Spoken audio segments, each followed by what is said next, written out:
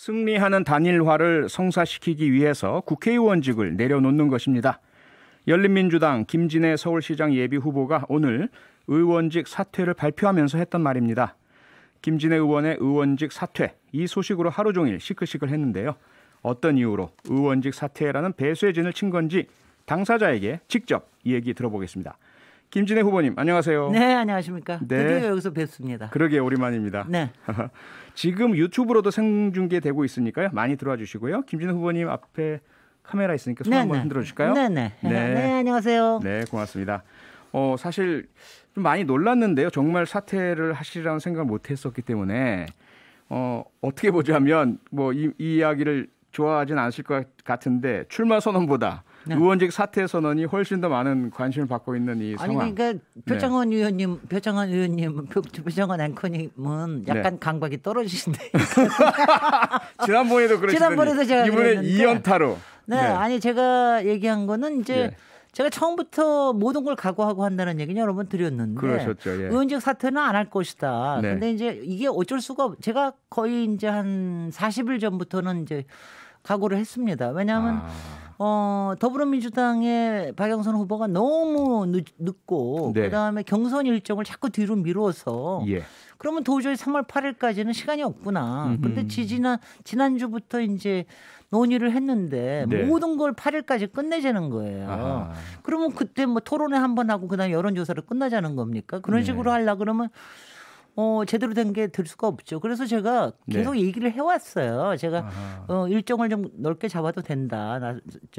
그렇게 했는데도 말을 안 들어서. 네. 그래서 어저께 이제 지난주에 할까 하다가 어저께 이제 경선이 끝날 때까지는 제가 좀 참고 기다렸다가 더군다나 이제 후보가 정해지면 단일화에 대한 방식도 조금 더 이제 집중도 있게 나갈 수가 있으니까 그래서 오늘 아침에 한 겁니다. 네. 근데 저도 왜 저는 그냥 한 거거든요. 예. 저는 그냥 필요해서 한 건데. 본인은 너무 당연하다고 놀라셔서, 생각하시는데. 예.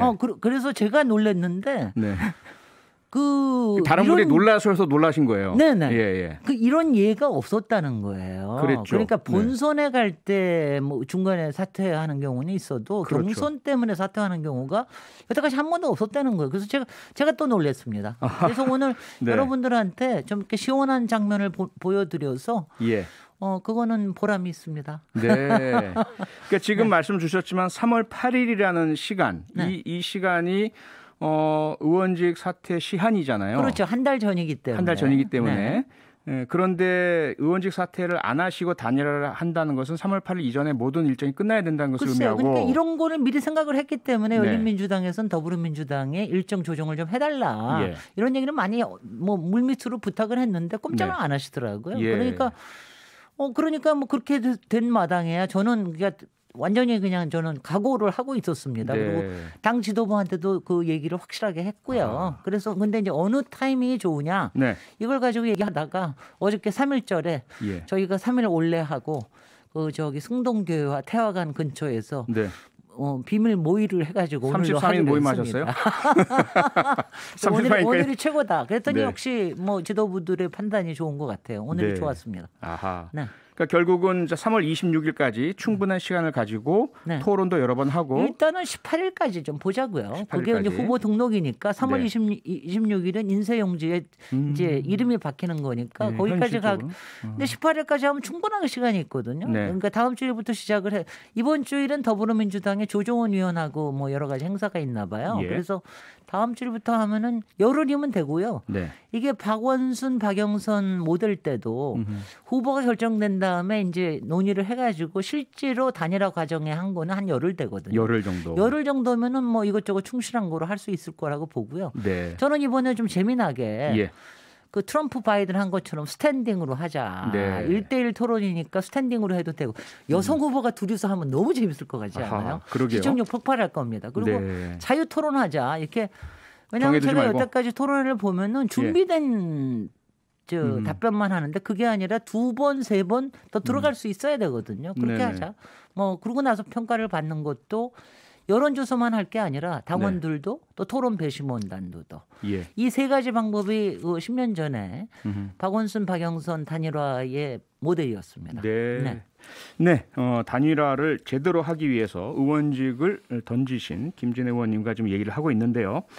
일각에서는요. 그런데 김진애 후보의 사퇴가 또 다른 측면이 있다. 어떤 측면이냐? 결국은 의원직을 열린민주당 죄송합니다. 지난번에도 한번 그랬더니 또 그러네. 열린민주당에 계신 분들끼리 의원직을 나누기 위한 것 아니냐? 가장 직접적으로 이제 저기 표창원 의원님께서 그런 말씀을 입에 담지 마십시오. 아니요. 다른 사람들은 얘기할 수 있어도 저는 진행자이기 때문에요. 제 개인 생각이 아니라 지금 언론이나 다른 쪽에서 제기되는 의견이나 질문은 전달해드릴 의무가 있으니까 좀 들어주시고요. 결국은 그래서 김의겸 전 대변인이 의원직을 계승하게 될 텐데 이것이 더 중요한 목적 아니냐 이런 비판도 있습니다. 그러니까 그런 게 말도 안 되는 정치 게임하는 이 정치부 기자들이 굉장히 문제입니다. 그리고 모든 거는 문재인 정부를 비판하기 위해서 문재인 청와대에 있던 사람을 중심으로 하는데 여기에 주인공은 김진애입니다. 김의겸한테 시선을 돌리지 마십시오. 김진애입니다. 네, 김진애가 주인공이다. 그 뒤에 누가 계승하는지는 그거는 그렇게 시스템에 중요하지 않다. 의해서 이미 정해진 대로다.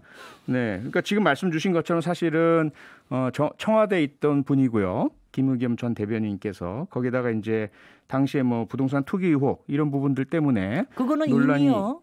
있었기 때문에 이 단일화 국면에서 이 문제가 또 불거지면 오히려 안 좋을 것이다 이런 그 의견도 그것도 말도 안 되는 게요.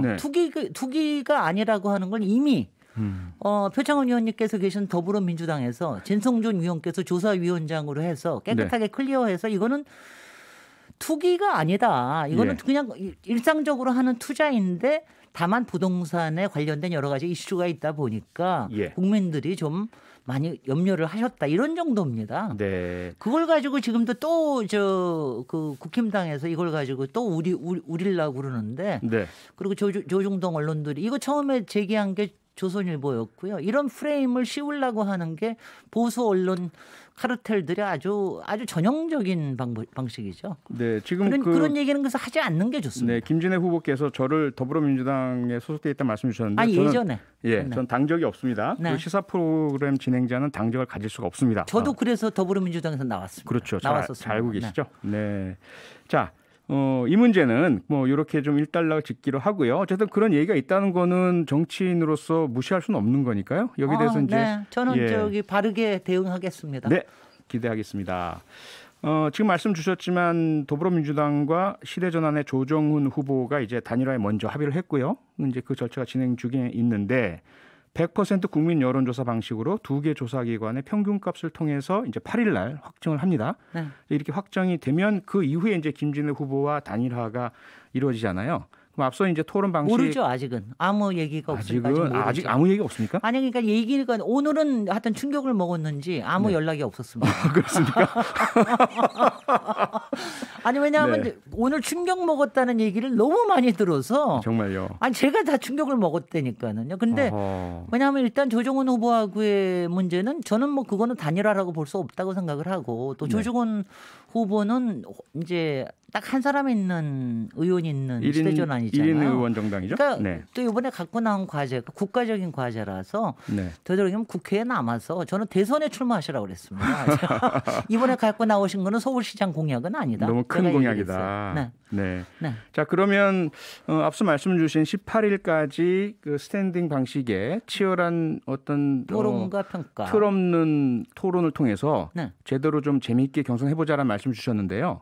그거 이외에 혹시라도 그런 단일화의 조건들이 또 있나요? 아니요, 뭐 다른 거는 뭐 전혀 없고요. 저희는 공정하게 해서 승리하는 단일화. 왜냐하면 지금 양쪽 진영을 보더라도 팽팽하게 맞붙기 때문에 지금 박영선 후보가 상당히 높은 인지도를 가지고 지지도가 있지만 아직 이기는 결과가 계속 나오는 건 아닙니다. 아슬아슬할 겁니다. 그렇죠. 그러니까 박빙이죠. 그리고 특히 야권에서는 단일화에 대해서 굉장히 이목이 집중이 돼 있잖아요. 그러니까 기대가 있는데 이쪽에서는 그냥 밋밋하게 가면 안 되고 이번에도 더불어민주당의 경선이 상대적으로 좀 싱겁고 좀 밋밋했거든요. 별로 검증이 안 되고 저는 검증이 제대로 된다는 건 그 사람의 정체성, 리더십, 그다음에 정책 공약에 대해서 제대로 검증이 일어나는 게 되면 이 부분에 대해서 단일화를 하는 건 이제는 당 이상으로 박영선 후보의 리더십이 필요할 겁니다. 거기서 결단을 하셔야 되니까. 더불어민주당의 경선이 밋밋했다는 말씀 주셨는데 실제로 결과를 보면 예상보다 훨씬 더 커다란 차이가 났습니다. 그렇습니다. 박영선 후보가 거의 70% 네. 득표율 7대3의 차이가 났는데 왜 이렇게 격차가 컸다고 보십니까? 저는요. 그게 네. 처음부터 그게 설계가 잘못됐다고 생각하는데 당이 너무 박영선 후보의 과몰입해서 띄워준 거. 처음부터. 그다음에 네. 여성 가산점이 있었기 때문에 예. 처음부터 이 길이라고 하는 걸 모든 사람이 예측을 한 거예요. 아하. 그러면 이기는 사람한테 더 몰아주는 게 보통 유권자들의 심리거든요. 전략적인. 그게 밴드웨건 네. 현상인데 예. 당이 너무 밴드웨건에 몰입했다. 그리고 그 밴드웨건 하는데 온갖 방송사들, 온갖 유튜브들이 동원됐다. 예. 저는 그 점에 대해서는 굉장히 문제가 있다고 보고요. 네. 그렇기 때문에 이번에 공약에 대한 검증이 제대로 안 됐습니다. 우상호 후보가 일부 문제를 지적을 하기는 했습니다만은 네. 저는 오늘 제가 기자회견하고 백브리핑을 하면서 기자들께도 얘기를 드렸어요. 예. 왜냐하면 예전에 이명박 시장의 청계천 사업을 갖고 나왔을 때 예찬도 있었지만 한쪽에서는 검증하는 비판을 언론이 했거든요. 그런데 이번에 박영선 후보가 가지고 나온 21분 도시나 예, 아니면 수직정원 네. 도시 같은 거는 정말 허황된 건데 이걸 왜 언론에서 검증을 안 하는 겁니까? 저는 그건 너무 이상하다. 네. 그런 얘기를 제가 좀 했습니다. 그렇게 하셔야 됩니다. 예, 네. 검증이 꼭 필요하다. 네. 지금 7021님 그리고 여러 분이 질문을 주시는데요. 김진애 의원님 후보님 그런데 선거 나가시면 이기실 수 있겠습니까? 물론이죠. 그렇기 그렇습니까? 때문에 저는 예. 왜냐하면 이렇습니다. 왜냐하면 선거라고 하는 거는요. 예. 항상 이 언더독에 있는 사람들이 기적을 이변을 일으킬 때 이게 불이 붙어요. 그렇죠. 관심이 네. 확 끌어올라가고 흥미가 그러니까 생기죠. 노무현 대통령이 2% 시작한 것처럼 저도 뭐 마찬가지 형국인데 예. 다행인 건 뭐냐면 저는 꽤 대중적으로는 알려진 인물입니다. 그러니까 이거를 매치만 시키면 이건 된다고 생각이 되고 예. 저는 오히려 이런 사람을 중심으로 해서 가는 게 왜냐하면 이 사람은 꼭 붙이고 싶은 이제 투표하러 나오고 싶은 이런 욕구를 자극할 수 있으니까 예. 그리고 가장 중요한 게 이제 제가 앞으로 토론회나 이런 데서 얘기를 하겠습니다마는 네. 박영선 후보가 가지고 나온 공약이 조금 더 미래고 조금 분홍빛 미래고 SF적이라면 예. 저는 이번에 선거가 1년 3개월짜리거든요. 네. 그럼 굉장히 실사구시적으로 지금 현재 있는 문제를 태클을 해야 돼요. 그런데 지금 문제는 코로나 위기를 넘는 거하고 또 하나가 부동산 문제 아닙니까? 그렇죠.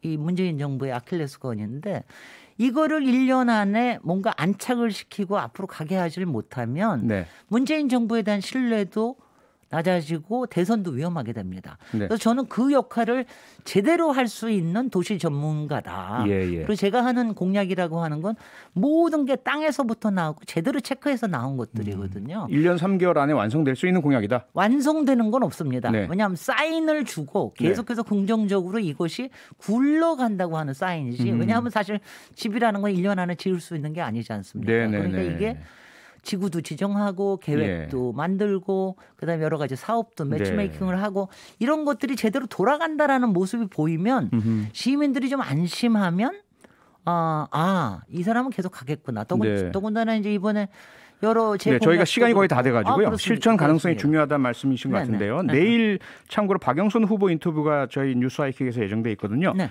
마지막으로 박영선 후보에게 혹시라도 질문하고 싶으신 거 있으시면 여기서 해주시면 저희가 내일 대신드리겠습니다. 저는 그건 토론회에서 하겠습니다. 그렇습니까? 네. 뭐 혹시 그럼 박영선 후보에게 하고 싶은 말씀?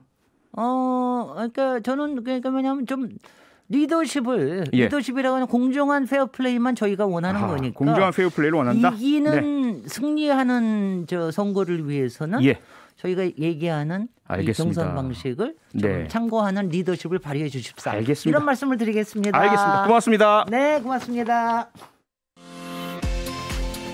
평일 저녁 6시 5분에 여러분을 찾아갑니다. MBC 라디오 표창원의 뉴스 하이킥.